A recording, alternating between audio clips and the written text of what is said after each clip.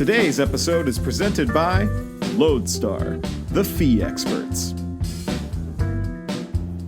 Hi everyone, and welcome to another episode of LodeStar's Lending Leaders. This week I'm joined with Lori Brewer, the CTO of SimpleNexus here at Snug in Snowbird, Utah. So we're really excited to be here, and thank you, Lori, for giving me time today. Yeah, thanks for having me. This is awesome. Yeah. So as I was preparing for this today, I had a chance to look at your LinkedIn, and you have done a lot. So it's really impressive. And one of the things we're really talking about this month is Women's History Month and kind of women's experience in the industry. And you're in a very unique position for a woman to be a CTO of a mortgage tech company. Isn't something you see every day. So I'm really excited to kind of talk a little bit about how you got here. One of the things you really highlight on your page is your military experience. Yes. How do you feel like you bring that into your everyday life? Well, it's interesting, like you mentioned, I'm a woman as a CTO position. So I don't know why or how, but it seems like everything I've done has always been kind of in a male-dominated space. So, and I was a tomboy, like growing up, so maybe that started it. But I was I liked math right from the get-go. I liked science, and unfortunately we don't have a lot of girls going into STEM, which I feel passionately that we should have more. But so in college I majored in engineering, and that was in the 90s. There weren't a lot of women in engineering. Yeah. And I had an Air Force scholarship. I followed my brother, who, for right or wrong, I loved and adored him, and I thought that might be a good way to have school paid for. So I went to school on the Air Force ROTC scholarship. Again, one of the 3 women, I think, in my class in ROTC and engineering had few women, and then went into the Air Force. And at the time, women out of all the branches, women in the Air Force had a higher percentage, but the percentage was still low when I was in. It was about 15 to 20%. But if you looked at the other branches, it was even less than that. It's much better now. And then I really got hooked on programming, development, went to work for a startup that was all men. I think we had a woman who was the receptionist, but that was it. And then had a mortgage company hire us, and then I ended up working for them for 10 years writing software. So that's how I got into the space. And kind of when you get in mortgage, you don't leave because there's too many problems to solve. And kind of when you have that gene of trying to fix things for humans, and you like doing that, you get stuck in the industry because we don't have everything fixed yet. And so I've loved the industry, loved the people in it, and people have asked me about being one of the few women and during this whole progression. And honestly, I don't know that I really recognized that for a long time until people pointed it out. It was just what I liked to do, and if people didn't respect me at the same level, I don't know that I ever noticed it. I just kind of went about and did my thing. So yeah. And it's always, I think it's so important to have women like yourself who are kind of like, I'm here and I don't care if you yeah. It's like at the end of the day, they don't know everything either. And you know some things they probably don't know. So you deserve a spot. You deserve a spot at the table. Like you know enough. Yeah, and I think that's so important too. As representation grows, it's the little girls that see you and say, "Oh, I could be a CTO someday," right? It sounds crazy, but it's something I'm really passionate about myself. I have nieces that are 2 years old, and I was like, I never want you to experience some of the things I've experienced in the workforce. So how can I make it a better space for tomorrow? What does that mean? We have to have difficult conversations, and how can we provide additional education? We look at buying them STEM toys, right? Earlier on, can we give you math resources earlier and earlier and earlier? And there are some great programs for that, for sure. Right. And I think engineering and computer science, if I could say, is one of the most creative things you can get into. And I don't think girls see it always as a creative space, but I think it's one of the most creative things you can be in. At the end of the day, you're creating and designing so many people's user experiences. Right. For so fun. Things like buying a home, right? You transform how borrowers come from and how they experience the process of buying a house, and that's so important, right? And to have women be a part of that, especially with some of these statistics that are coming out, that women are making more financial decisions, they're running the finances in their household. I know I do in my family, right? Like, that's right. I think because we're more detail oriented normally, not always. So yeah, that's honestly fantastic. So what would you say kind of was the biggest, if you could look back to you in college, what would you say to that girl or that woman? Oh my gosh. I think I probably stuck with things because I felt like I'd already signed up and didn't have, sunk costs, like didn't have the ability to just shift and do something else. I think we all have that now, but looking back, you're like, no, you weren't really that invested. I could have pivoted and done a few things. But always at the time you think you're too busy or you can't, I never tried to do, I wish that I had studied abroad. But at the time I was like, no, that'll throw off my class hours or something. And now that I have kids in college, I'm like, it could, and worst case, you go an extra semester, who cares? At the time, that seems so big.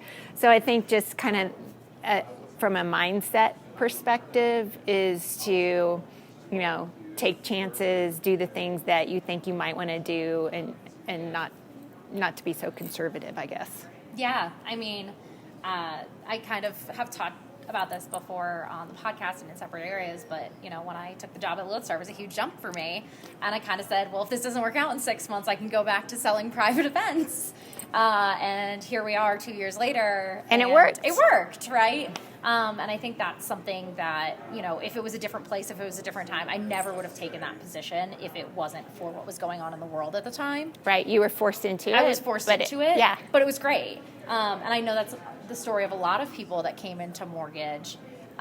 You touched on a little bit kind of your transition from non-mortgage to mortgage. What made you fall in love with mortgage and decide to take that position at the mortgage company as opposed to kind of staying in that consulting role? Well, they hired us to write a website. That was back when companies really didn't have any presence on the web. And then the more I got into it, the workflow challenges and putting data together and, the LOS at the time, which was some ancient LOS Mortgageware, I think, if anyone remembers that. But you could do things around it if you understood how to interact with the data. And so I'm sure any industry I would have really gotten interested in, but there's so many steps and people and touch points where you can improve things in our process. And, people from the outside don't necessarily understand it, but the industry's small. You can influence things, I think, in our industry because there are so few people, and if you can come up with a better way of doing things, you can influence. And I think that's a little bit unique with our industry versus hospitality. If you could invent something, but it's just so hard to put it out there because it's just so big. And mortgage is big, but it has so few players that you can influence it. And one other thing I was going to mention, because you said sometimes you're forced into something and it works out better, but you might not have made the step. When I started my business, it was 2008, and I had been an employee and working for this mortgage company. I would have never started my own business. I would have never sat down and been like, I can just go do this on my own, and and I'll be able to survive and make money.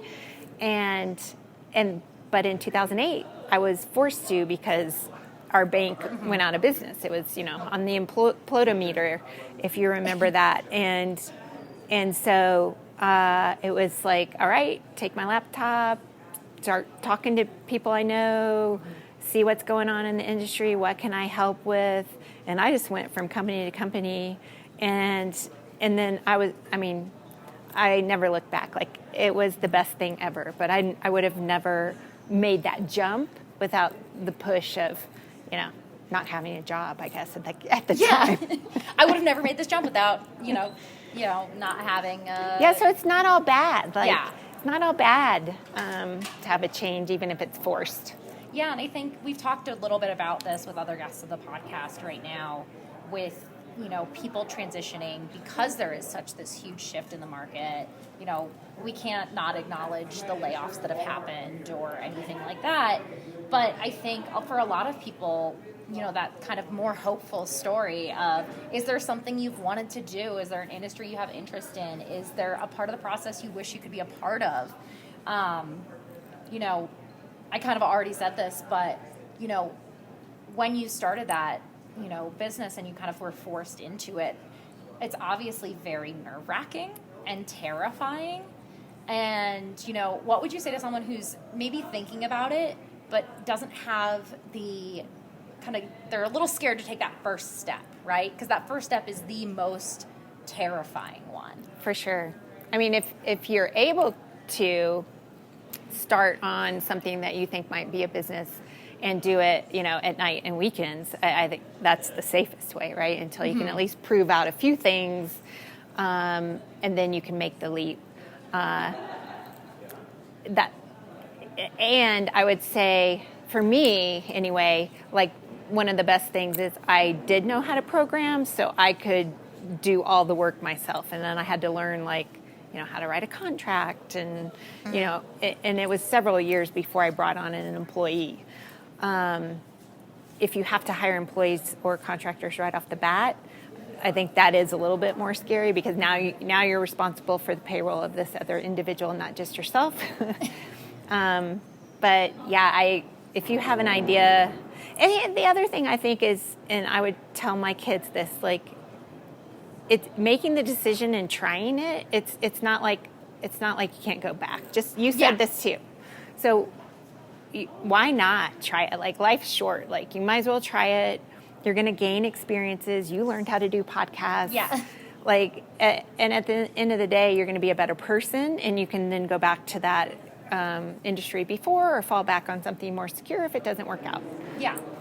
And I think that's so important too, when you're in those positions, to just kind of take advantage of, kind of look at it as an opportunity, even though it's really hard to, when you're unemployed, it was the first time I'd ever experienced something like that. Just kind of, I talk about it as it feels like there was no hope because restaurants were closed, all of that happened. So it wasn't it always kind of had been in the back of my mind, if something happens, I can go get a serving job, and that was no longer the option. Right.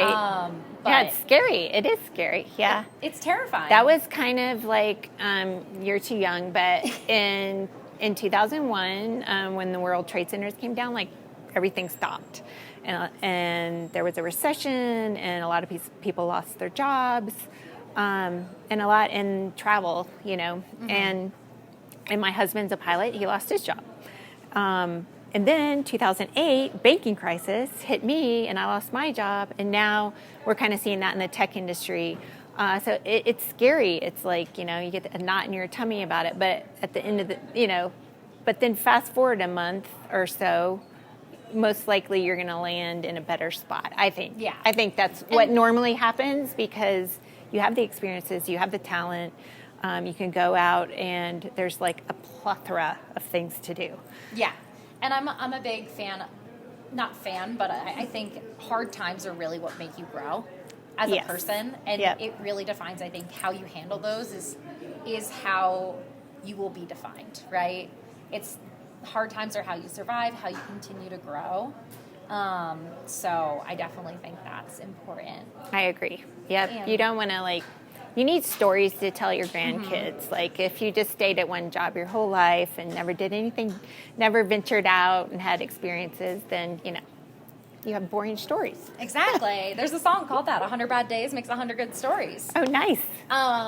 And you kind of mentioned that you knew how to code, so you're able to do so much yourself.